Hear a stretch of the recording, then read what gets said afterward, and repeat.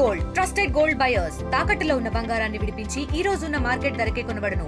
మరిన్ని వివరాలకు సంప్రదించండి 7710 నా పేరు పల్లివేల హేమ. మా అమ్మగారి పేరు మందపల్లి శ్రీదేవి. మాది స్థలం కబ్జా చేసి గుర్రాల ప్రసాద్ అని ఆయన మమ్మల్ని ఎంతగానో వేధిస్తున్నాడు. ఎన్ని సంవత్సరాల నుంచో తిరుగుతున్నాం కానీ ఎక్కడ న్యాయం జరగట్లేదు. గుర్రాల ప్రసాద్ అని వాడు రౌడీని తెచ్చి ఆమె తెచ్చి వీళ్ళని తెచ్చి పోలీసు వాళ్ళతో ద్వారాగా మమ్మల్ని బెదిరిస్తున్నాడు ఖాళీ చేసామని. ఈ రోజు కలెక్టర్ ఆఫీస్కి వెళ్తే అక్కడేమో న్యాయం జరగలేదు, చూస్తానమ్మా అంటున్నారు కానీ అక్కడ న్యాయం జరగట్లేదు. మా అమ్మ ఇంకా విరక్తి చెంది పురుగుల మందు తాగేసింది. ఈ రోజు కలెక్టర్ ఆఫీస్ దగ్గరే తాగిందండి. కలెక్టర్ ఆఫీస్ దగ్గర తాగింది. ఆవిడ ఎలా ఉంటుందో ఏంటో మాకు తెలియదు. ఉన్న ఆవిడ అక్కడే. మా నాన్నగారు చనిపోయారు, మా బాబాయ్ చనిపోయారు. ఎవరు న్యాయం జరగట్లేదు. వాళ్ళు కూడా అలాగే స్థలం కోసం ఎంతో బాధపడ్డారు. గుర్రాల ప్రసాద్ అని వాళ్ళ వల్లే మా నాన్నగారు మా బాబాయ్ కూడా చనిపోయారండి.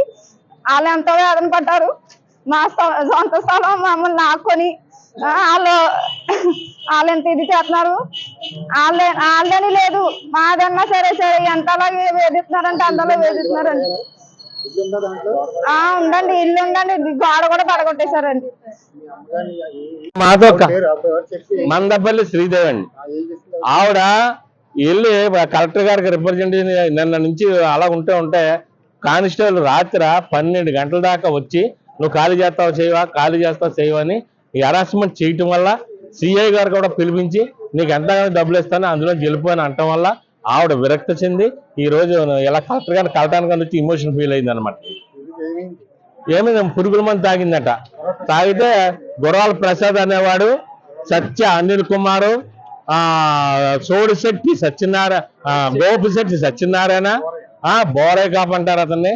అతను వీళ్ళందరూ కూడా ఇచ్చేయటం వల్ల వీళ్ళందరూ హెరాస్మెంట్ చేయడం వల్ల ప్రతి రోజు కూడా 10 మంది రౌడీలు వచ్చి ఇంటి ముందుకు వచ్చి అల్లరి చేసి ఆ గోడ కూడా పడగొట్టారండి. ఆ